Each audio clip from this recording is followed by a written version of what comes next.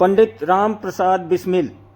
दोस्तों, आपसे निवेदन है, कृपया कहानी को लाइक और सब्सक्राइब जरूर करें। आप सबकी मेहरबानी, धन्यवाद, प्रणाम, सत श्री अकाल। कहानी है क्रांतिकारी पंडित राम प्रसाद बिस्मिल की। पंडित राम प्रसाद बिस्मिल का जन्म 11 जून 1897 तदनुसार शुक्रवार ज्येष्ठ शुक्ल एकादशी निर्जला एकादशी वाले दिन विक्रमी संवत 1954 को उत्तर प्रदेश के शाहजहांपुर में हुआ था। शिक्षा के दौरान ही इनकी मुलाकात आर्य समाज के स्वामी सोमदेव से हुई।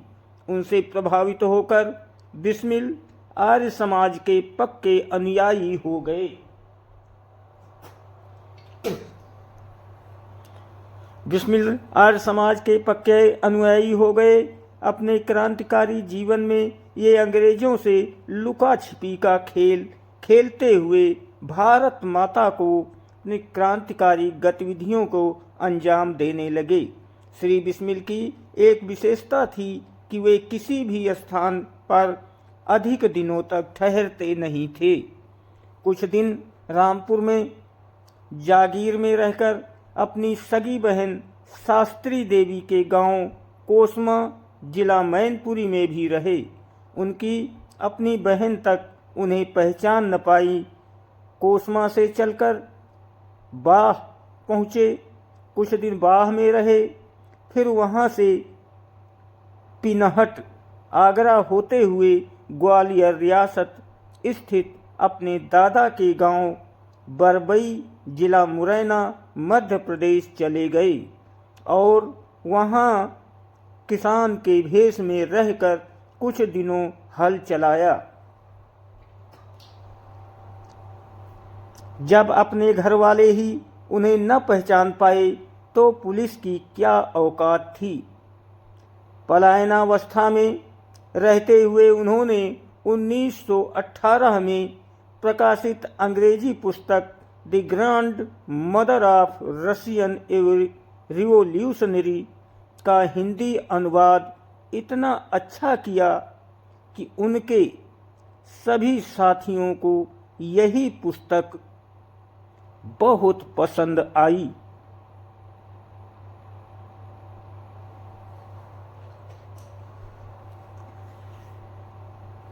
इस पुस्तक का नाम उन्होंने कैथेराइन रखा था। इतना ही नहीं, बिस्मिल ने सुशील माला सीरीज से कुछ पुस्तकें भी प्रकाशित की थी, जिनमें मन की लहर नामक कविताओं का संग्रह और स्वाधीनता की देवी कैथेराइन ब्रसल्स की संक्षिप्त जीवनी, स्वदेशी रंग व उपरोक्त बोल्शेविकों की करतूत नामक उपन्यास प्रमुख थे।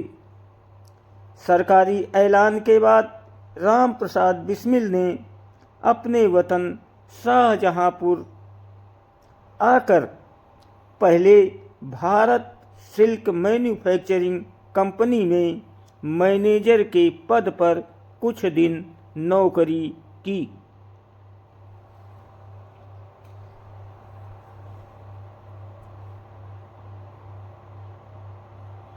उसके बाद सदर बाजार में रेशमी साड़ियों की दुकान खोलकर बनारसी लाल के साथ व्यापार शुरू कर दिया। पंडित राम प्रसाद बिस्मिल द्वारा रचित गजल सरफरोशी की तमन्ना अब हमारे दिल में है, कांग्रेस जिला समिति ने उन्हें ऑडिटर के पद पर वर्किंग कमेटी में ले लिया।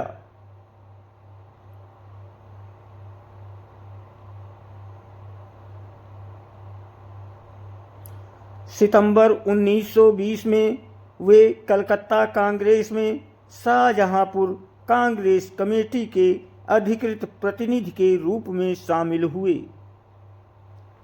कलकत्ता में उनकी भेंट लाला लाजपत राय से हुई। लाल जी ने जब उनकी लिखी हुई पुस्तक देखी तो वे उनसे प्रभावित हुए।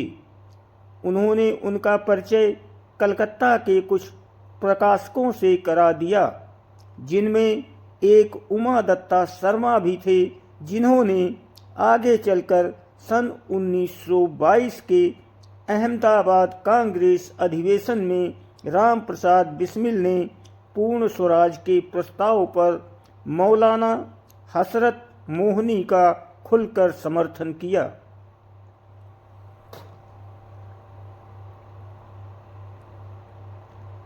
और अंततोगत्वा गांधी जी से असहयोग आंदोलन प्रारंभ करने का प्रस्ताव पारित करवा कर ही माने।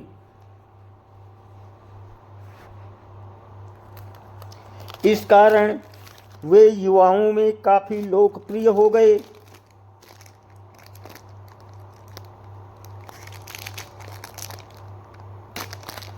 समूचे देश में असहयोग आंदोलन शुरू करने में शाहजहांपुर के स्वयं सेवकों की अहम भूमिका थी,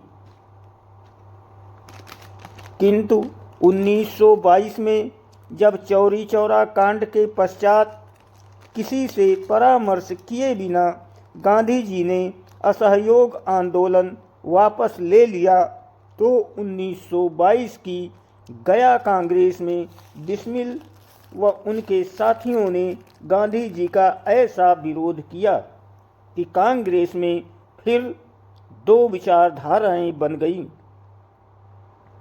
एक उदारवादी या लिबरल और दूसरी विद्रोही या रिबेलिबल। भारतवर्ष को ब्रिटिश साम्राज्य से मुक्त करने में यूं तो असंख्य वीरों ने अपना अमूल्य बलिदान दिया, लेकिन राम प्रसाद बिस्मिल बड़े महान क्रांतिकारी थे, जो बहुत गरीब परिवार में जन्म लेकर और साधारण शिक्षा के बावजूद असाधारण प्रतिभा और अखंड पुरुषार्थ के बल पर हिंदुस्तान प्रजातंत्र संघ के नाम से देशव्यापी संगठन खड़ा किया, जिसमें एक से बढ़कर एक तेजस्वी व मनस्वी नवयुवक शामिल थे, जो उनके एक इशारे पर इस देश की व्यवस्था में आमूल परिवर्तन कर सकते थे। बिस्मिल की पहली पुस्तक सन 1916 में छपी थी, जिसका नाम था अमेरिका स्वतंत्रता का इतिहास।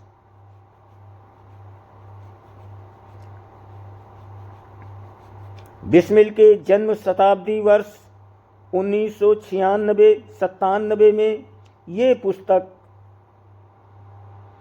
स्वतंत्र भारत में फिर से प्रकाशित हुई, जिसका विमोचन भारत के पूर्व प्रधानमंत्री अटल बिहारी वाजपेयी ने किया था। इस संपूर्ण ग्रंथावली में बिस्मिल की लगभग 200 प्रतिबंधित कविताओं के अतिरिक्त 5 पुस्तकें भी शामिल की गई थी। भारत के अमर शहीदों ने भारत की स्वतंत्रता, शौर्य, सम्मान, वैभवशाली भारत का सपना देखा था। वे सपने हमें भी देखना चाहिए। फेसबुक देखने वाले सभी भाइयों से अनुरोध है, कृपया कहानी को लाइक और फॉलो जरूर करें। धन्यवाद, प्रणाम, सत श्री अकाल।